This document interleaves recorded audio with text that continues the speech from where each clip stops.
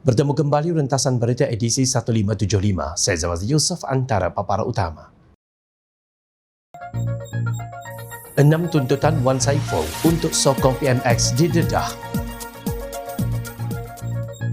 Ketegasan PDRM dan SPRM diperlukan untuk memacu negara.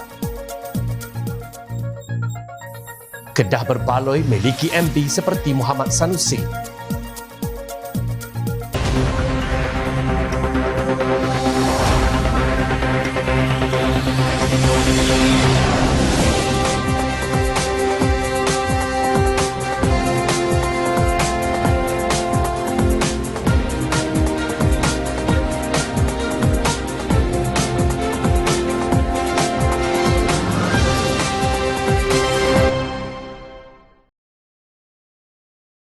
Assalamualaikum dan salam sejahtera. Sebelum ini kecoh di Dewan Rakyat apabila Ahli Parlimen Tasik Gelugor Datuk Wan Saiful Wan Jan mendakwa kononnya dua Ahli Parlimen Perikatan Nasional PN menjadi ejen pemujuk supaya beliau menyokong kerajaan. Beliau mendedahkan individu terbabit ialah Ahli Parlimen Gua Musang Muhammad Azizi Abu Naim dan Ahli Parlimen Tanjung Karang Datuk Dr. Zulkapri Hanapi bersama tiga lagi individu dikenali sebagai Hasnan, Datuk Azman dan Datuk Rahim. Sebagai respons segera, Dr. Zulkapri Hanapi menepis dakwaan Wan Saiful. Zulkapri mendakwa tawaran tersebut sebenarnya permintaan daripada Wan Saiful sendiri. Jika kita perhatikan, semua tawaran ini adalah permintaannya sebagai syarat untuk Tasik Gelugor menyokong Anwar, katanya.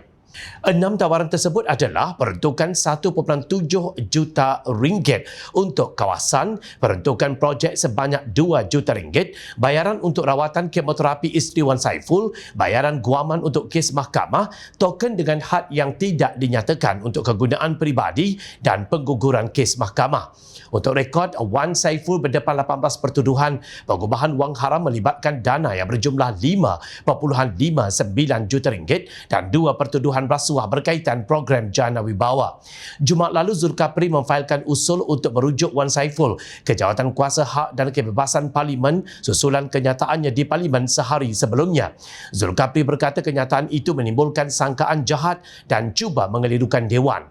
Wan Saiful mendakwa Zulkapri dan Muhammad Azizi berperanan sebagai ejen untuk mendapatkan sokongan Ahli Parlimen Pembangkang terhadap Perdana Menteri Datuk Seri Anwar Ibrahim. Zulkapri menyatakan yang kegagalan dirinya dan Muhammad Azizi untuk membantu Wan Saiful atau menjadi ejen yang lebih baik menjadi punca beliau membuat dakwaan itu.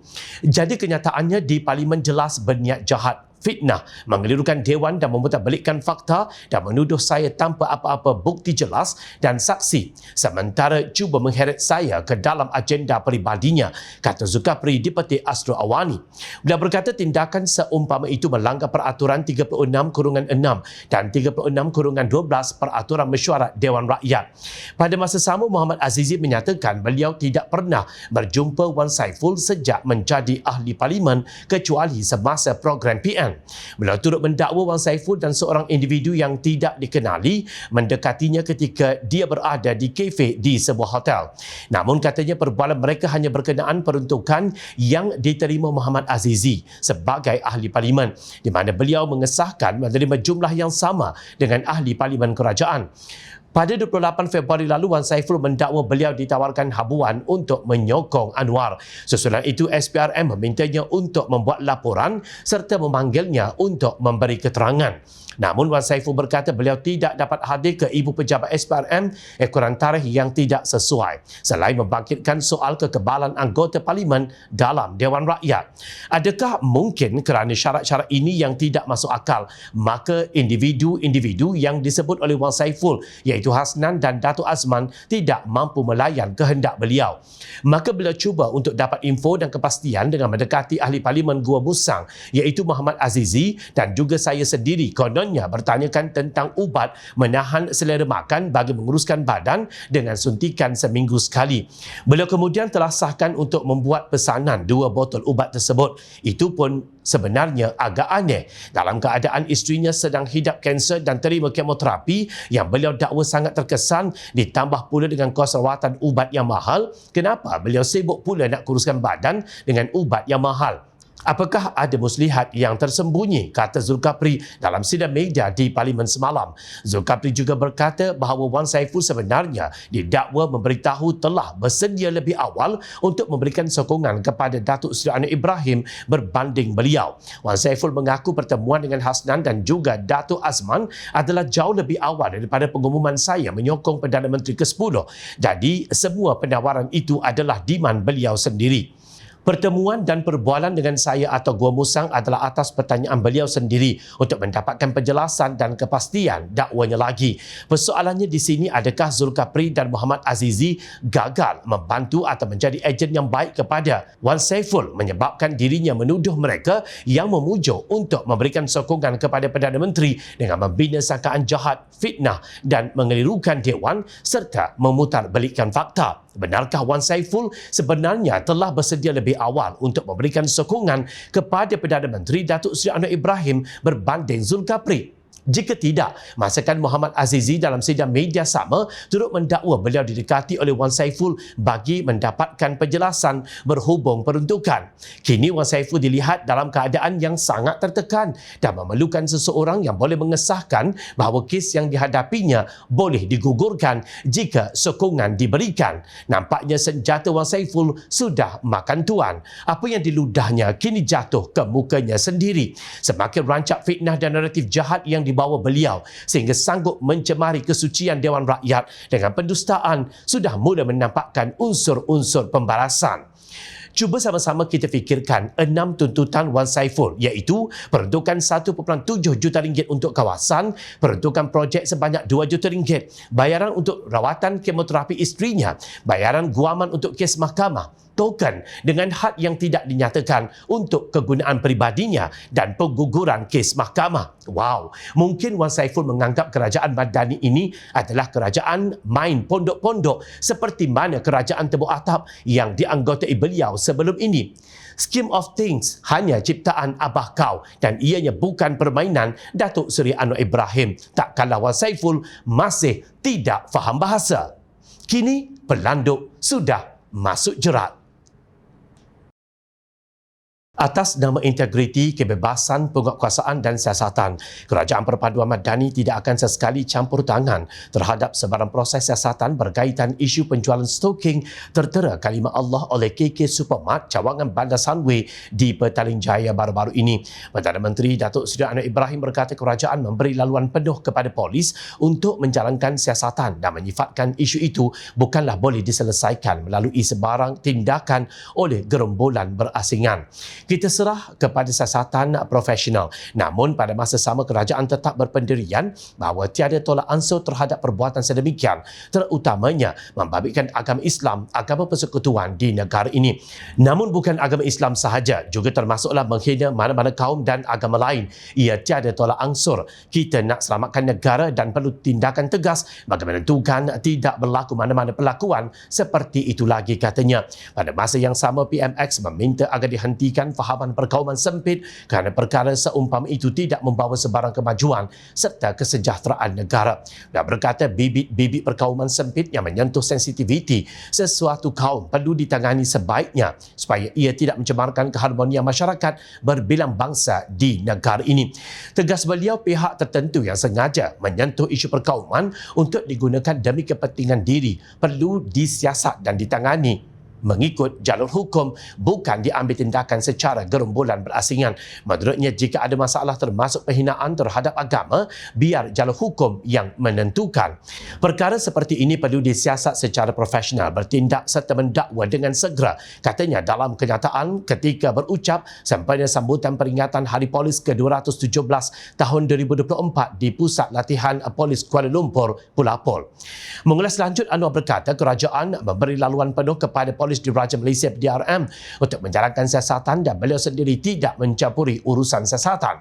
Sebaliknya, katanya beliau sentiasa menggesa PDRM untuk mengambil tindakan tegas supaya tidak berlaku perkara yang boleh merosakkan keharmonian negara. Tambah beliau, urusan menghukum biarlah dilaksanakan mengikut kaedah undang-undang dan fakta yang diputuskan oleh Badan Kehakiman Negara. Jelas beliau, tidak ada mana-mana pihak yang boleh mengambil tindakan secara sewenang-wenangnya. Malah jika berhadapan masalah dan terdapat laporan perlu dilakukan siasatan dan pendakwaan, maka biar jalur hukum melalui Badan Kehakiman yang bebas untuk menentukannya. Saya berharap perkara ini dapat difahami kerana kita tidak boleh lagi berkompromi. Saya tak peduli sama ada orang itu datangnya daripada ahli politik, tokoh besar atau kecil. Jika bersalah perlu dihukum. Sekiranya orang ramai tidak tunduk kepada hukum, negara ini akan rosak dan tidak mungkin akan berkembang, ujarnya. PDRM turut digesa untuk lebih berani dalam menangani isu rasuah dan tidak mensia-siakan pengorbanan yang pernah dilakukan oleh pegawai dan anggota polis terdahulu. Selain SPRM, PDRM juga harus berani untuk menyelamatkan bangsa dan tidak mensia-siakan pengorbanan termasuk warga polis yang telah terkorban. Namun saya percaya ia bukanlah sesuatu yang mudah, tetapi apabila rasuah menjadi sistemik, ia akan menghakis sendi kekuatan kita. PDRM ada keberanian untuk bertempur, ada keberanian untuk menyelamatkan bangsa, katanya. Mengulas lanjut, Anwar juga meminta semua pihak supaya menghayati amanat yang pernah disampaikan Perdana Menteri kedua, Allahyarham Tun Abdul Razak Hussein, mengenai ancaman-ancaman keselamatan negara. Katanya selain ancaman komunis yang berjaya ditangani pasukan keselamatan negara, Tun Abdul Razak pada 1961 pernah memberi amaran mengenai isu rasuah dan prinsip perbezaan yang akan menyelubungi negara.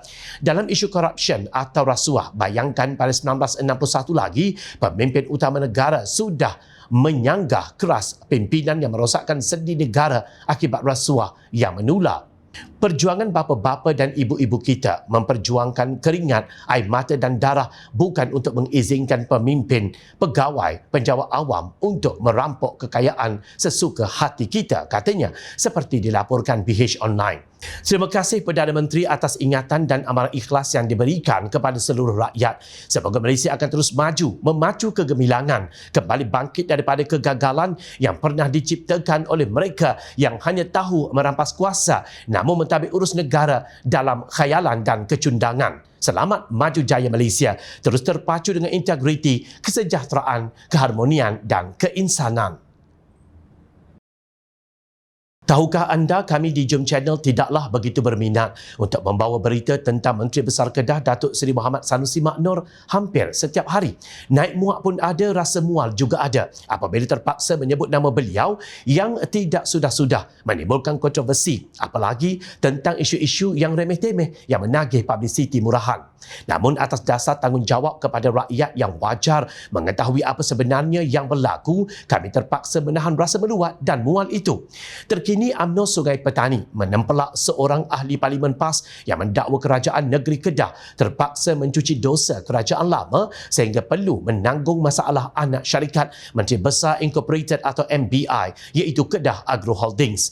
Ketuanya, Datuk Syahid Muhammad Yusof, berkata yang berdosa sebenarnya adalah Muhammad Sanusi kerana gagal melunaskan gaji kaki tangannya selama 9 bulan. Beliau turut membandingkan dengan 3 pentadbiran Menteri Besar terdahulu yang tidak pernah culas membayar gaji pekerjanya. Baru-baru ini ada satu ahli yang berhormat dari ahli Parlimen PAS. Dia sebut Kedah Agro Holdings ini dosa orang-orang lama yang terpaksa dicuci oleh kerajaan negeri. Daripada arwah Syed Razak Syed Zain, arwah Ustaz Azizan Abdul Razak, Datuk Seri Ahmad Bashar Muhammad Hanifah, Datuk Seri Mukhlis Mahathir, semua berusaha bantu bayar gaji, cari jalan. Bila mai dekat Muhammad Sanusi, dia yang tak bayar gaji 9 bulan, siapa yang berdosa? Menteri Besar lepas semua bayar. Sepanjang yang saya tahulah, orang-orang lama yang jadi Menteri Besar bertanggungjawab cari jalan usaha bayar gaji, katanya. Sebelum ini, Ahli Parlimen Al-Usta yang juga Ketua Pemuda PAS Afnan Hamimi Taib Azamuddin mendakwa masalah Kedah Agro Holdings kini terpaksa ditanggung kerajaan negeri di Kedah sedangkan ia berlaku di bawah pentadbiran kerajaan lain. Muhammad Sanusi pun pada kemarin mengibaratkan anak syarikat MBI itu umpama lintah apabila tidak mampu menjana pendapatan sendiri. Tujuan tubuh GLC untuk berniaga, dapat projek kerajaan, untung pulang balik kepada kerajaan. Kalau ada 30 orang kerja, dalam itu makan ke darah, sumbang tak pernah. Tapi kikis lagi itu bukan GLC, itu lintah. Saya tak mahu bela lintah. kata Muhammad Sanusi Celupar. Mengulas lanjut, Syahahim berkata Sanusi telah mengabaikan kebajikan pekerjanya apabila membeli kereta rasmi baharu bernilai lebih RM400,000 susulan tular foto kereta jenama Hyundai Palisade. Sanusi hang memang berdosa pasal gaji tertunggak bukan 2-3 bulan tetapi 9 bulan. Tutup dia beli kereta pula dah RM400,000. Tunggakan 9 bulan ini adalah RM560,000. Dia pergi beli kereta RM400,000. Di mana keprihatinan, kasih sayang seorang pemimpin kepada 24 kaki tangan Kedah Agro Holding? Soalnya lagi, keceluparan Menteri Besar itu yang melabel pekerja Kedah Agro Holdings sebagai lintah menghisap darah amatlah dikesali. Salah seorang pengguna TikTok yang menggunakan akaun Ikhwan Razak berkata, kaki tangan anak syarikat MBI bukan hamba yang sesuka hati boleh dibodohkan. Dia juga mempersoal di mana hati perut wakil rakyat PAS itu yang tidak rasa bersalah menyebabkan 24 orang pekerja tidak mendapat gaji selama 9 bulan. Bahkan dituding pula kesemua kesalahan kepada mereka. Dak, yang aku tak faham ni, mana hati perut hampa? Depa tu bukannya sukarelawan. Depa tu pekerja. Kan? Bayarlah gaji depa. Depa tu bukan Pak Yek yang boleh hang pebodoh depa Sanusi. Boleh buat depa macam kuli hamba. Faham tahu tak Pak Yek? Orang Kedah kata Pak Yek ni macam kuli hamba lah. Boleh duk bodoh jejak kepala sana sini. Depa tu tuntut gaji saja. Bukan banyak mana pun, 24 orang. Yang gaji bayar sajalah. Kan? Lepas tu, hang nak salahkan mereka buat kerja tak bagus. Lintah lah hampa kata mereka.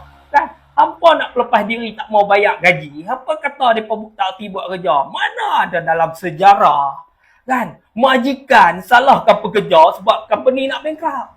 Katanya, sejak kemarin itulah video ucapan Muhammad Sanusi yang dikongsi banyak kali berkenaan kaki tangan KEHB yang dilabel sebagai lintah.